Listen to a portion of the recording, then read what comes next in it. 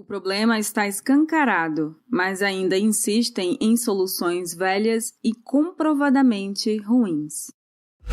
Este é o Visão Libertária, sua fonte de informações descentralizadas e distribuídas.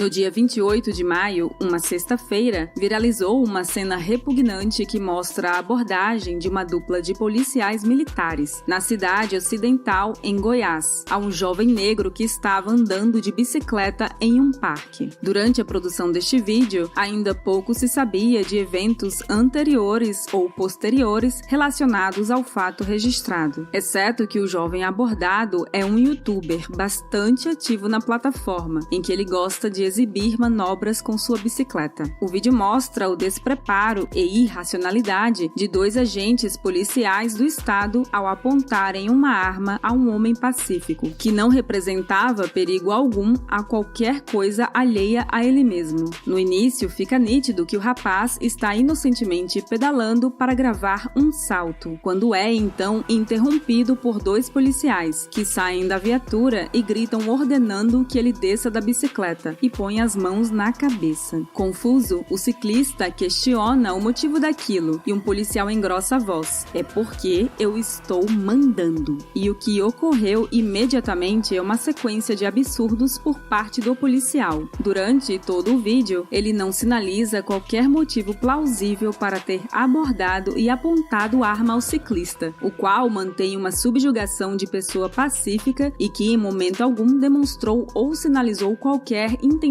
de infringir regras ou iniciar violência física nem dano material. Qualquer pessoa com um mínimo de treinamento em serviço de defesa sabe que a função de um profissional não é agir de modo ativo, similar a um criminoso. Defesa é para conter agressão ou qualquer violação de propriedade. O profissional deve sempre buscar modos de dissuadir e fazer reduzir o nível de tensão que houver. Mas o policial em questão fez o exato oposto e ainda apontou a arma de fogo para alguém que procurou mostrar que estava desarmado. Ele gritou para intimidar o ciclista e insinuou que poderia atacá-lo se não obedecesse, até que a vítima da ação truculenta foi algemada. Este caso, que certamente é um dos raros episódios registrados em imagem, mas que chegou, feliz ou infelizmente, ao conhecimento público, é uma evidência dupla. É tanto de que existe sim racismo na ação de alguns agentes estatais e de que alguns psicopatas, apenas por estarem uniformizados e terem permissão de usar armas segundo o monopólio de autoridade conseguido pelo Estado, gostam de usar esse privilégio para subjugar pessoas que, ao estarem desarmadas e não fazerem parte do Estado, são transformadas em vítimas. As únicas coisas que diferenciam isso da ação de uma gangue ou qualquer milícia é a estética, o uniforme, e a aceitação cultural desse sistema por muitas pessoas. Isso põe todos nós numa classe inferior. Mesmo após muitos movimentos e ações abolicionistas que mudaram regras separatistas contra negros, o racismo sempre foi sim uma realidade, enquanto o sentimento é algo inócuo. Mas quando é uma ação para com outra pessoa, não importa o critério de discriminação. Houve agressão e ameaça crível ao obrigar obediência sob o uso de uma arma de fogo evidentemente apontada. A oligarquia que comandava as estruturas de estados era composta de gente que de alguma forma se envolveu no passado com a mão de obra de escravos. Então, mesmo após a criação de leis contra a posse de escravos, houve várias tentativas eugenistas explícitas ou veladas para manter ex-escravos e outras pessoas marginalizadas para dificultar a integração das mesmas na sociedade. Como exemplo, o salário mínimo foi uma lei inventada originalmente com um propósito essencialmente eugenista. Era sabido que grupos vistos como indesejáveis pela oligarquia política tinham uma mão de obra de baixa qualidade e pouco produtiva. Portanto, o salário mínimo, ao ser criado, teve o propósito de ser um limite intransponível para esses indivíduos, que produziam menos que o valor estipulado. Assim, sem chance de ter uma renda fazendo serviços para se sustentar, por menor que ela fosse, podendo melhorar as habilidades de trabalho, a pessoa estaria fadada a não ter um emprego, mesmo que fosse ruim, para começar, e jamais chegaria ao mercado de trabalho mais evoluído. Até hoje, apesar de o discurso sobre o salário mínimo ter mudado, junto com os encargos trabalhistas impostos pela legislação fascista da CLT, o salário mínimo penaliza jovens pobres e dificulta o acesso ao mercado dito formal, composto pelas empresas maiores e mais consolidadas. Os jovens brasileiros entre 18 e 24 anos enfrentam uma taxa de desemprego de 31%, mais que o dobro da média geral da população economicamente ativa. É importante admitir que existem indivíduos que acabam sofrendo problemas ou agressões apenas por terem sido discriminados por algumas características fisiológicas, culturais e até econômicas.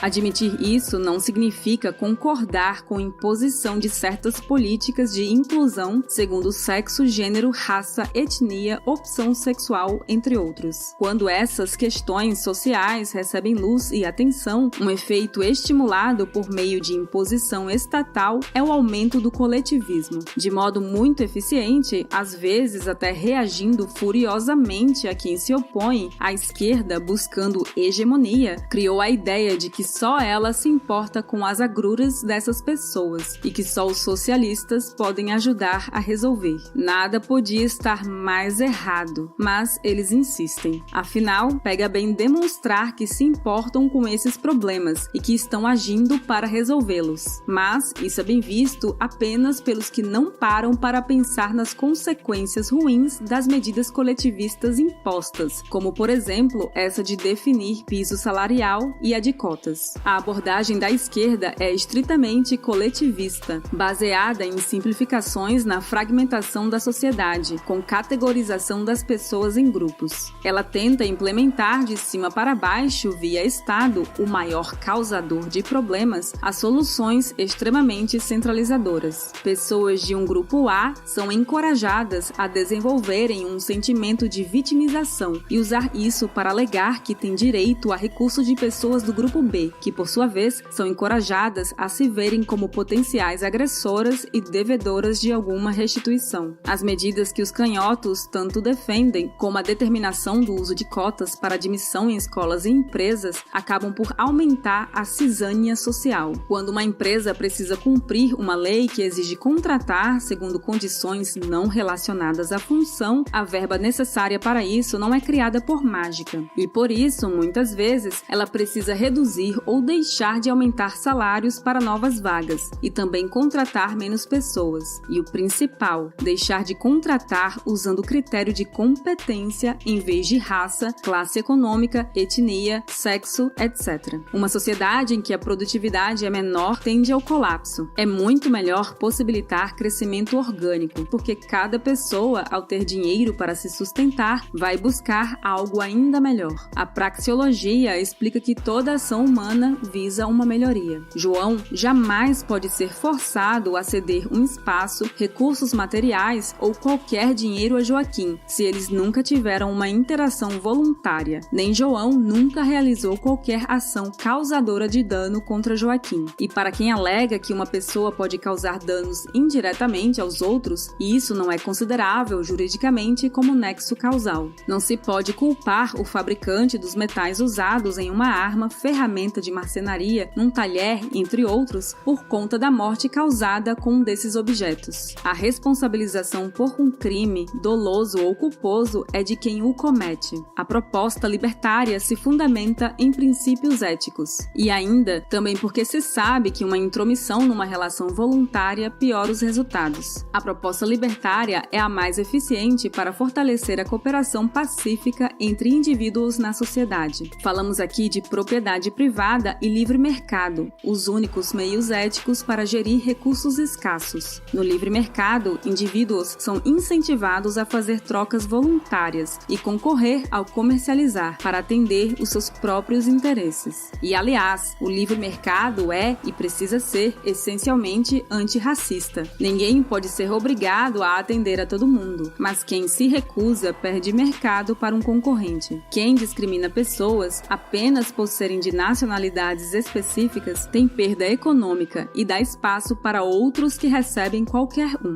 Quando as reportagens investigações apontam casos de racismo ou de abusos da polícia ou do judiciário, isso deve ser visto como consequência da falta de liberdade para essas atividades. Monopólio de serviço de justiça faz juízes, promotores e policiais não serem submetidos às métricas de desempenho ao atenderem que os sustentam como escravos, pagando impostos. Contanto que eles sirvam bem ao interesse do patrão, que é o Estado, e até se não fizerem um bom trabalho, o salário pinga na conta, seja enquanto estiverem no cargo ou mesmo se forem punidos com aposentadoria compulsória, cujo valor é o do último salário. Quando a situação é garantida assim, a despeito da qualidade do serviço, é ele mesmo, o trabalho, seja relacionado à burocracia ou à vigilância e abordagem de pessoas, que vai para o fim da lista de prioridades. Quem não entendeu ainda pode começar a pensar, vendo o vídeo Sem o Estado, quem vai nos proteger de criminosos e outros estados, do canal Ancapsu Classic.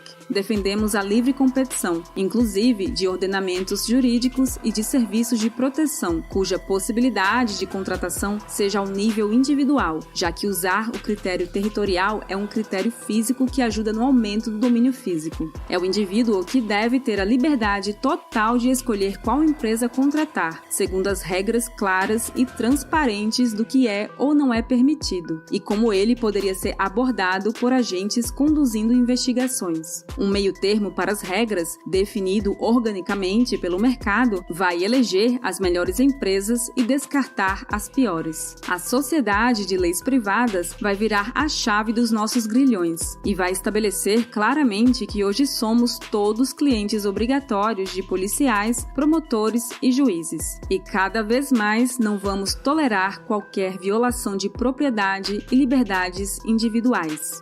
Obrigada por sua audiência. Este artigo foi sugerido e escrito por Gabriel Costa, revisado por Stanley Calderelli e narrado por Baby Yoda.